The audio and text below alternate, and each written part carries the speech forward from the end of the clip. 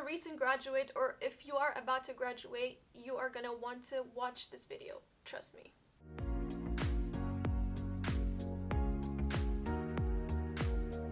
What's up, friends? I hope you're having a good morning, good evening, good night, wherever you are, whenever you are watching this. I'm here to talk to you today about post-graduation depression. It's a real thing. So I'm gonna be telling you a little bit about my own experience, and then I'll tell you a little bit of what really post-graduation depression is and why it happens, as well as how you can overcome it. So let's get into it. Alright, so I graduated in December 2019, literally when the pandemic was just hitting. Wasn't a good time. I did not get a ceremony. I didn't get a proper graduation ceremony, so I didn't actually feel like I was a graduate. But I was blessed enough to have amazing friends who actually planned out pretend ceremony for me and other graduates, and it was really cute. It was outdoors and we had really good food and we took a lot of pictures, and they even had our gowns kind of customized for us with our names at the back. Super cute. So that's when I actually felt like, okay, I'm officially a graduate. I can move on into adulthood. So initially the 2 months that were after that party felt really good, but then a few weeks after that I started feeling like I was losing my sense of direction. I didn't know what I was doing anymore. There was just like so many things that I was thinking of doing. Like I was like, okay, am I gonna get a job? Okay, what kind of job if I want to get a job? Or should I take a gap year? But I could also jump into another degree and do a master's. What about my living situation? Because at that time I was living with roommates, and I was like, okay, as an adult now, should I like kind of find my own place? Anyway, so many questions. So overall, just the world felt like all of a sudden it became bigger and the options were unlimited. And so I felt like I was paralyzed because I couldn't make a decision. Kind of reminds me of, you know, when you go to the grocery store and you want to buy shampoo, let's say, and you go to that like hair care section, but then there's so many shampoos and you're like, all the same. Anyway, that's kind of how I felt about my life.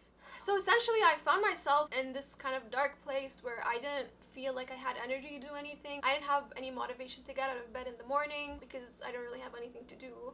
But also I was spending my time just Netflixing or being on social media or just eating, to be frank. So anyway, I went online and I was researching. I'm like, is this normal? Like, do people feel this after graduation? And turns out that this is a thing. Post-graduation depression is a thing, and there's so many people that apparently go through this. So it turns out post-graduation depression, although not an official diagnosis, is a very common thing. So let me tell you a little bit about it. So post-graduation depression is also known as quarter-life crisis and PTSD, post-commencement stress disorder, as well as post-graduation crisis. It's a term used by a lot of therapists to describe that sense of hopelessness and loss of motivation, sadness, anxiety, being scared, feeling lonely, isolation that comes after you get your degree. People who are going through post-graduation depression usually have a perpetually negative perspective on things, and they just don't think that there's a point for anything. So most people who actually go through post-graduation depression do not talk about it and do not report it. And that's mainly because graduation, just like anything else in life that's good, like getting a promotion or getting married, let's say, people expect you to enjoy it and not complain about it because, you know, it's a good thing. And graduation is you moving into the real world and finishing like a phase in your life and starting a new one. So it's a little bit, you know, there's a little bit of shame around it if you say that, you know, I'm not happy or I miss my life before graduation or whatever. So I was reading on this, and there was this interesting comment by a psychologist in San Francisco, and she was saying that post-graduation depression is very comparable to postpartum depression in the same way that, you know, having a baby is obviously one of the best things in the world, but women do go through something called postpartum depression where they get overwhelmed with the responsibilities that come with the baby and eventually, you know, kind of give in, and it's very sad, but some of them will even die by suicide. So in that same way, post-graduation depression hits graduates, and with the amount of responsibilities that come with graduation, it's overwhelming. So college is a lot like a cocoon. You have your friends and you have professors and mentors and so many people on campus who are always readily available to kind of guide you and give you advice, and it's a huge tight-knit community. And if you're leaving that sort of structured, organized system where everything is handed to you through a syllabus and you know your deadlines and you know where your classes are and everything is kind of just set out for you, and you're transitioning into this world where you have to make your own guidelines, and it doesn't really come naturally to a lot of us because we've always been students and that's the kind of life we know. And then obviously there's expectations from your family, from society, from even yourself. There's this sort of romanticism that happens, you know, when we think, okay, we're graduating, it must be like a huge transformation, it's just gonna be great, I'm finally free, I'm a free bird. But that's really not how it works. You know, the day after graduation is not gonna magically be very like exciting and bright and you're just gonna wake up feeling like a new person. And then also, depending on your culture, there could be other expectations that come with graduation. For example, you know, getting married or moving out and living on your own. It could be very huge transitions that happen back to back after graduation and can be extremely overwhelming. So all of these things can really cause an identity crisis or some sense of loss. You're essentially mourning your old life, you're mourning your friends, and you're mourning that tight-knit community that you used to have that you don't have anymore. And being a student in itself, it's an identity. It's part of your identity. And especially if you graduated high school and then you went straight into university and now you're graduating, all you knew your whole 22 to 23 years of life is being a student. When you would fill out the occupation field in any form, literally you would write student, right? With graduation too comes losing contact with your friends. When you're on campus, it's very easy for you to meet up with your friends. You run into them in the hallway, or they're already with you in class, or you both have free classes at the same time, so you just know that this specific time you're always hanging out.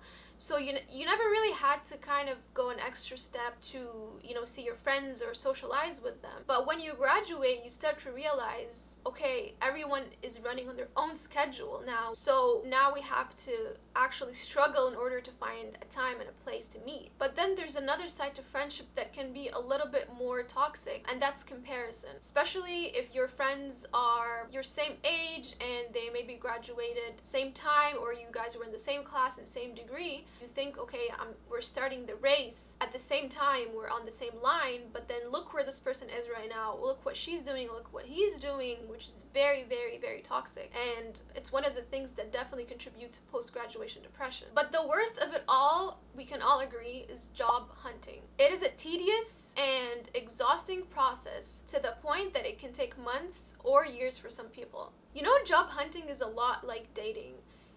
Except, you know, you never get to reject, you're always the one getting rejected. And you know, with so many rejections as well, it kind of eats away at your self-confidence and you start questioning your self-worth. And there's actually been a lot of studies done on people who are facing unemployment, and especially young adults, you know, between age 18 to 27 approximately, and how unemployment was associated with things like anxiety and depression. And a lot of the stress that comes from graduating is actually stemmed in the fact that a lot of people don't set proper goals before graduation. So we all probably, you know, say, okay, I want to graduate and then get a job, but did you specify exactly what kind of job you wanted, or did you make it a goal to network and fix up your LinkedIn profile or do something about it? So a lot of people really are just waiting for that graduation day, and they have no idea or have no goals whatsoever set for after that, which essentially creates this loss of purpose and feeling of emptiness. And so to compensate for that emptiness, we often tend to indulge in very unhealthy habits. So you'll start eating too much, you'll start sleeping too much, you maybe will do retail therapy and go spend your money on things you don't need, just because you're trying to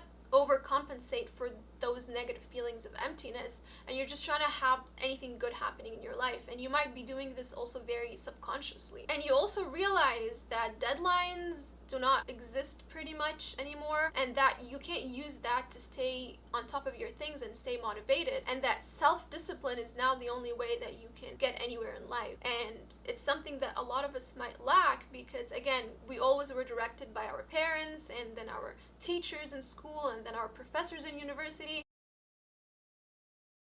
So number one thing, always speak to a professional. And I'm saying this as a number one reason because you know yourself best, and if that's something you need, then definitely reach out to someone. It's a very non-judgmental and confidential place that you can go and talk your heart out without, being worried about who's gonna know what or what they're gonna think of me. So it's just a very relaxing thing to do as well. So maybe consider it even if you don't feel like you're in a very bad place and you just want to know a little bit about yourself, explore more about what it means to be human and the human experience in general. And the second thing, you have to be resilient. And what resilience means is being able to bounce back from hard times. Life is gonna be ups and downs all your life, and that's just how it's meant to be. So just make sure you don't neglect yourself and kind of give up on your dreams just because it just feels so far and exhausting to get up or do anything. Number 3 is self-compassion, and I cannot stress this enough because it was probably one of the main reasons that I,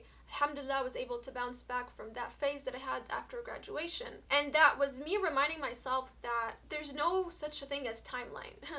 We're all meant to do things on our own pace. I mean, to begin with, people don't even live the same number of years. Some people will live to 100, some people will live to 20, some people will literally die the same day they're born.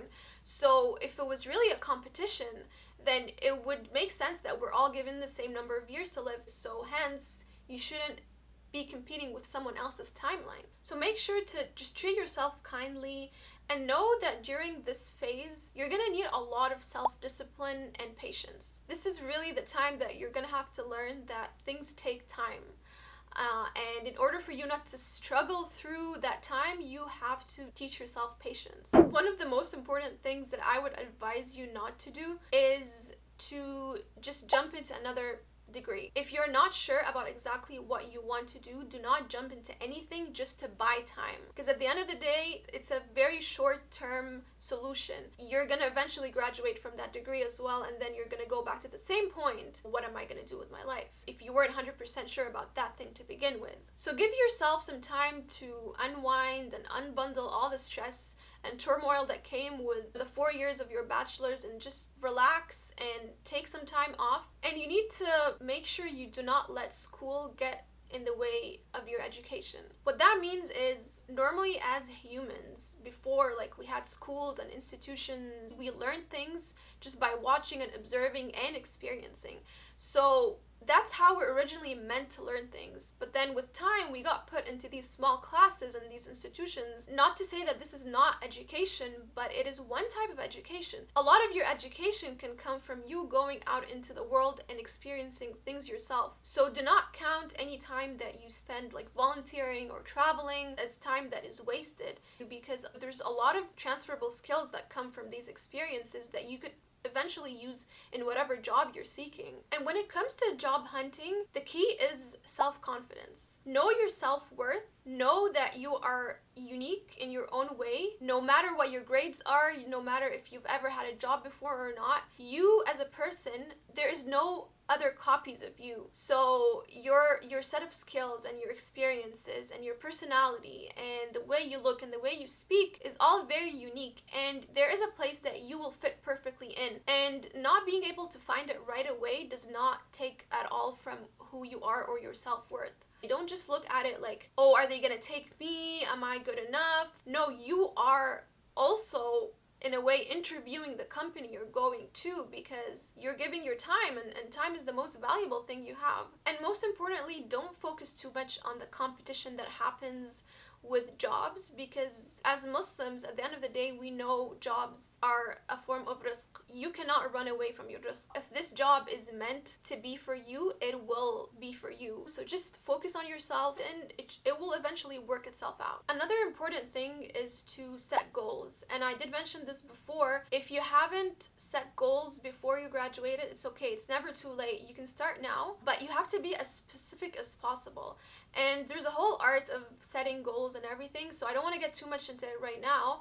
But if you're interested in knowing how I personally set my goals and how I write them down and organize them, let me know maybe in a comment, and I'll see if I can make a video on that. But just make sure your goals, if you're gonna set ones, that they're specific. And finally, the most important thing, and I really should have said this the first thing after seeking professional help, is getting busy. Trust me, the time is so valuable and you can do so much with it, because that free time can turn into self-discovery. You can start new hobbies, you can build new skills, you can get into new sports, you can meet new people. There's so much that can be done that maybe you couldn't have done during university time because of how much you were studying. So recognize that and make sure you're using that time well, but also understand that external accomplishments are not the only type of accomplishments.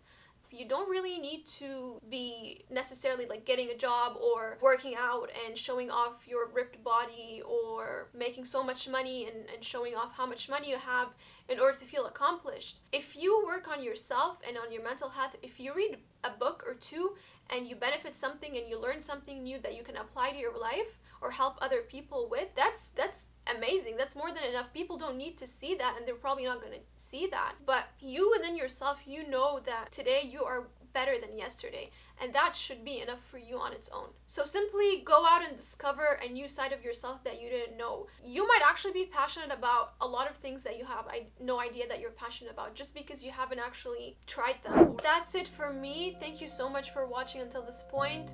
I hope you found this helpful at all. I really enjoyed making this video, and I'm looking forward to the next videos. I'm looking for ideas, so if there's anything you think you might want to hear me talk about, then please let me know. And if you've been through postgraduate depression or are going through it right now, I'd like to hear from you. Let me know how it feels. Let me know how you got through it if you did. And that's it. Have a good day. I will see you in another video.